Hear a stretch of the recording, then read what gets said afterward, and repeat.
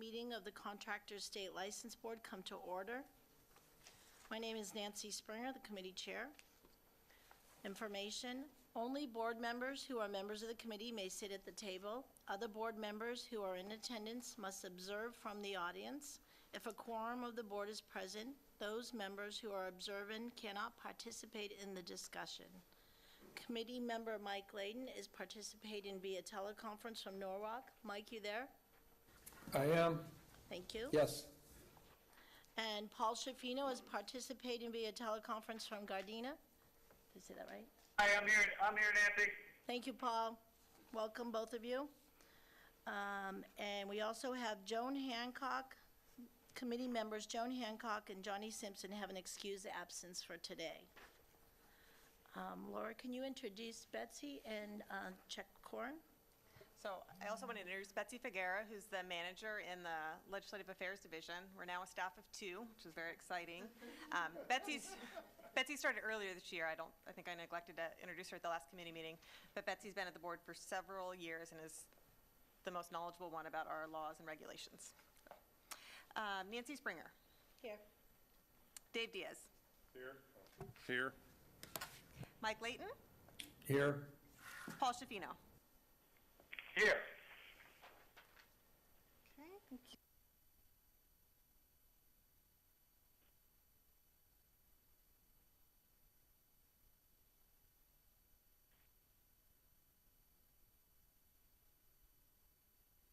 Christy Shields, counsel for the board.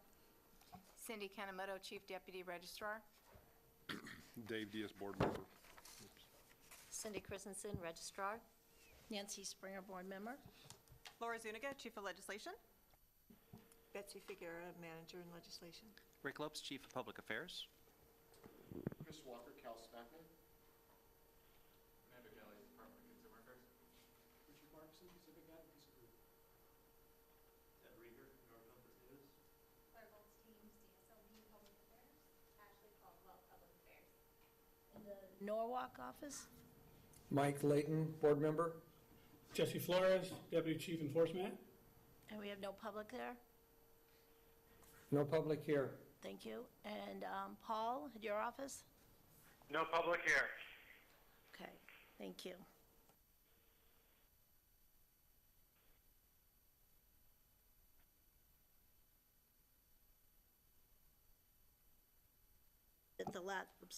At the last board meeting, that the board had previously taken a watch position on Senate Bill 661 relating to excavation, and that position did not change at the meetings. There was some confusion about that, and we just wanted to clarify that.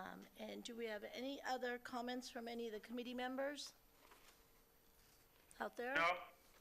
All right. Okay, hearing none, we'll move on. So some information on public comment.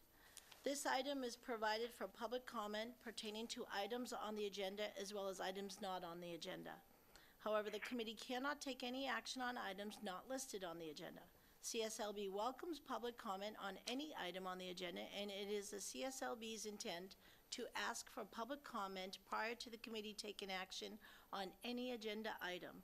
But if for some reason we forget to ask for public comment on an agenda item, a member of the public desiring to comment on the item should raise their hand and they will be recognized. Also, we will be limited in public comment to 5 minutes per individual. And for those that are in off-site, just yell at us and we'll recognize any of the public that's off-site, if anybody shows up since we took roll call. So are there any individuals that wish to address the committee at this time? Sir, be recognized. Good afternoon, Chris Walker on behalf of the California Association of Sheet Metal and Air Conditioning Contractors. I wanted to address SB 66 that is on the agenda. I think it's an information piece for the agenda today, but it was signed by the governor. This is a bill that I believe the board took an opposed position to at the last board meeting. Our organization also opposed and asked the governor to veto the measure, not because of the content of the bill, but because of the public information or the private personal information that would be disclosed potentially by a third-party contractor. So now that it's been signed, I just want to express our deep concerns that the board take every measure it can to ensure that our social security numbers, our birth dates, our names, all the personal identification information that our contractors try to protect on a daily basis are not handed over in a way that can be used or abused or shared with parties that could lead to a problem. And I'm not saying this very well, but I don't know where Department of Consumer Affairs is in the room. You, I guess, are the ones under the law that will be disclosing the information to the Chancellor's office or providing that information to the Chancellor's office. The Chancellor, under this bill, will then hire a third-party contractor to go through all this information. That really makes our guys nervous. And so would like to have DCA, would like to know what the plan is and how they're going to protect our personal information. Thank you, sir. We'll address that. We'll refer to the registrar. Yeah, you might, you could, or you could put it on a future agenda, just have the staff report back, maybe confer with the director and the department to see how things will be implemented. So this is like an implementation question. It's not an update on legislation. It's like, how will the legislation be implemented? And the law, I believe I recall, requires the department to consider the privacy issues raised in handling the information. So how is the department going to do that? So that would be an item you could put on a future committee agenda to report back to the committee and the board on the implementation of that bill. I think just from the board's perspective, we will take every precaution we can so that all of the data is encrypted to the highest level possible. However, once it's out of our hands, unfortunately, that's of concern. But we will get something on an agenda just so that, because maybe we should reach out to the Chancellor's office and see how they are protecting it as well. If they're dealing with a third-party contractor, and that makes us very nervous. Yeah, just the more times that it's viewed by more people, and it's risky. Okay, so we'll do follow-up on that. Thank you. Are there any other comments from the public? Okay, hearing and seeing none, we will move on. So we have an update on the 2016 legislation. In the packet is an updated chart on the legislation the board followed this year. When the board met in September, we reviewed the final disposition of Assembly Bill 1793, Assembly Bill 2486, Senate Bill 465, Senate Bill 1209, and Senate Bill 1348. Since that time, the governor has additionally signed additional ones, and these are what are in the handout and in the packet. So we can go over that pretty quick. So I'll let Laura go over that really quick. AB 2693 by Assemblymember Dababneh, which the board had taken a support position on, was to increase the disclosures to consumers that enter into solar contracts. AB 2859 by Assemblymember Lowe authorizes boards within the Department of Consumer Affairs to create a retired license category. SB 66 by Senator Leyva, which was just mentioned, provides for information sharing of licensee data between the California Community Colleges and the Department of Consumer Affairs. SB 661 by Senator Hill relating to excavation, which I think we've discussed at length in the past. SB 1039 by Senator Hill as well. This bill increases CSW's fees, and the fee increases will take effect July 1st of next year. And SB 1479 by the Senate Business and Professions Committee eliminates a provision of our law that can void an application due to test scheduling or rescheduling. So no further action is needed there. That's an update. Are there any questions from the committee members? Hi, Nancy. What was, remind me, Laura, if you could, this is Paul speaking. What was 2486? What was that thing on online license lookup? What were we doing there? AB 2486 by Assemblymember Baker. We did support that bill. It requires us to provide the enhanced feature on our online license lookup to search contractors either by zip code or geographic location. Oh, yeah, I love that. Okay. All right, Christy? Just one clarification, Laura, I believe, isn't the AB 2693 legislation only applicable to contracts dealing with the PACE or HERO programs? I don't believe that it applies Yes, it's to not to all all solar improvement contracts. Yes. Okay, thank you. Thank you, Christie, for that. Any other comments there from the committee? Okay, hearing none. Any?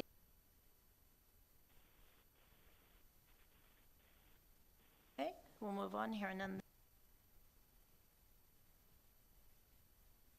I keep forgetting. Agenda item D on page 43, review, discussion, and possible action on 2017 legislative proposals. The first item we have is an amendment to the Business and Professions Code, sections 7058.5, 7058.6, 7075.1, 7085, 7145.5, as well as Labor Code section 6501.5. This is a comprehensive proposal. It makes 5 different changes, all of which staff consider to be technical and non-controversial, and I'll turn it over for Laura to explain those. Thank you, Nancy.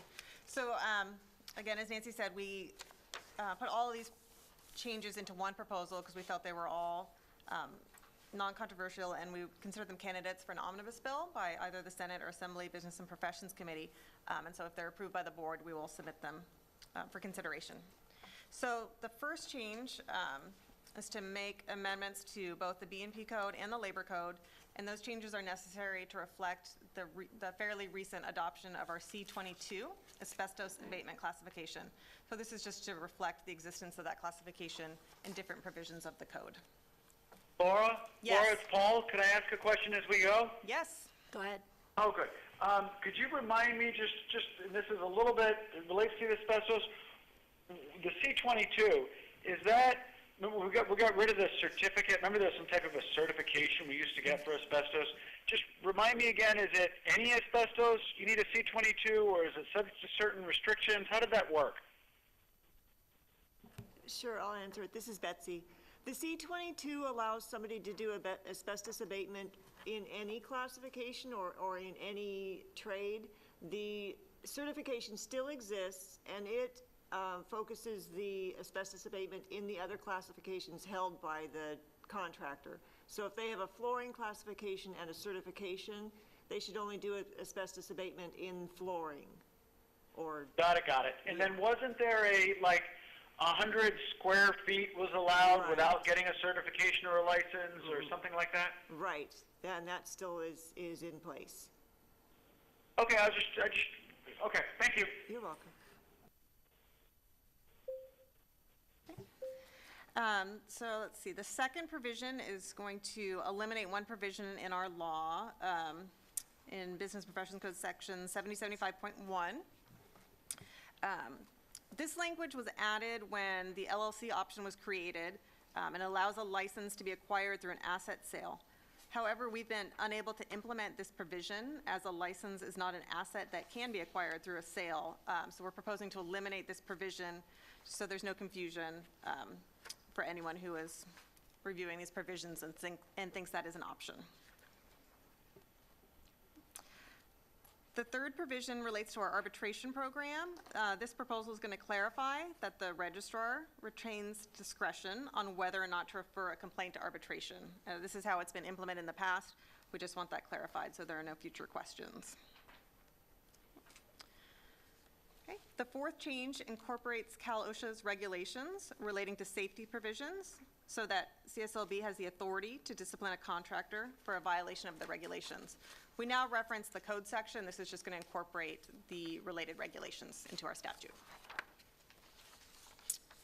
And the last provision in here updates the provision that provides for a license suspension for failure to resolve an outstanding liability to reflect the fact that licensees may now use a taxpayer identification number. So we include all of the correct references in here. And any questions? Any questions, committee members offside? Not from Norwalk. None for me, this is Paul. Any public comment, questions? Then I need a motion to approve. Motion to approve. Do I hear a second? Mike Layton has a second. Okay, so we have. Can I just clarify that the motion is to recommend to the board approval of the legislative proposals? Because it's a committee of the board? Right, so Thank this is a recommendation to the board. Right. So noted. So we have a motion, we have a second, so we already did public comment, so roll call. Nancy Springer? Yes. Well, you're supposed to take public comment after a motion's on the floor. So Okay. even though you took We it can do it before- again. Thank you. So do we have any other public comment now that we have the motion on the floor? All right. Hearing, seeing none? Okay, roll call, please. Nancy Springer? Aye. Dave Diaz? Aye. Mike Layton? Aye. Paul Shafino? Yes.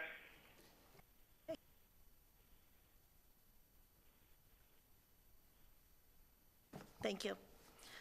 Okay, so the next item, item number 2 on pages 57 through 63. This is an amendment to the Business and Professions Code, Section 7099.2 and 7124.6. This proposal would create a letter of admonishment, which could be issued to an applicant or a licensee.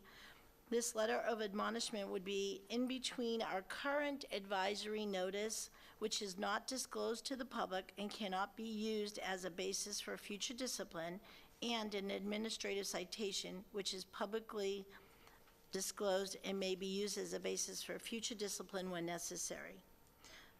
Are there any questions from the committee members?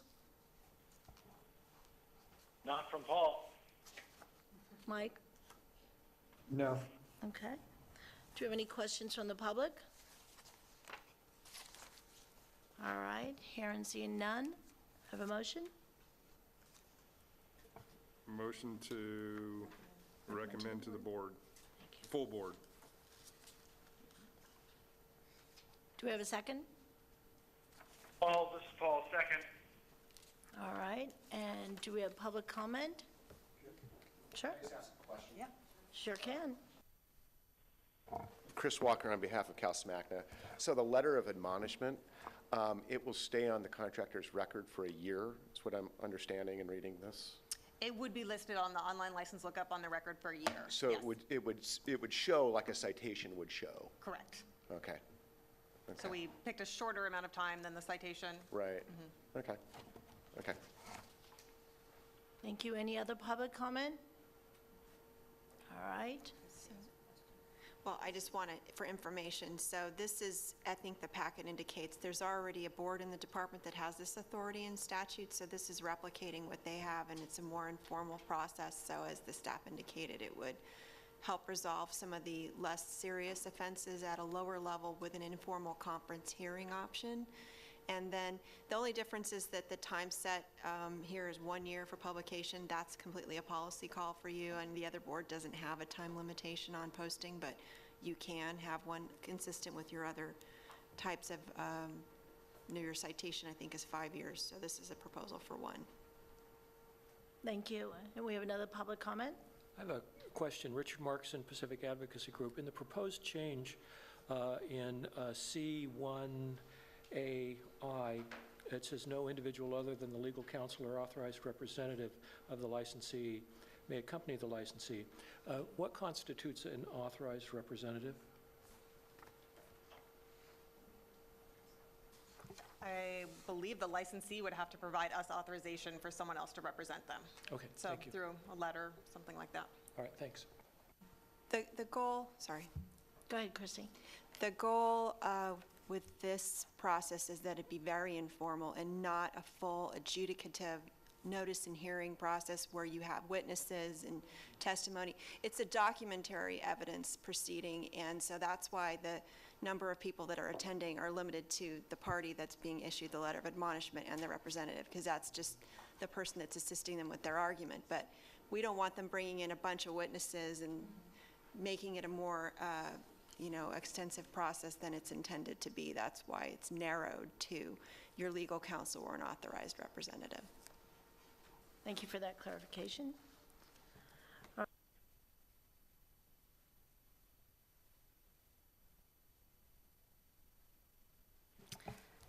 forgetting to do the microphone. Nancy Springer. Aye. Dave Diaz. Aye. Mike Layton. Aye. Paul Shafino. Aye.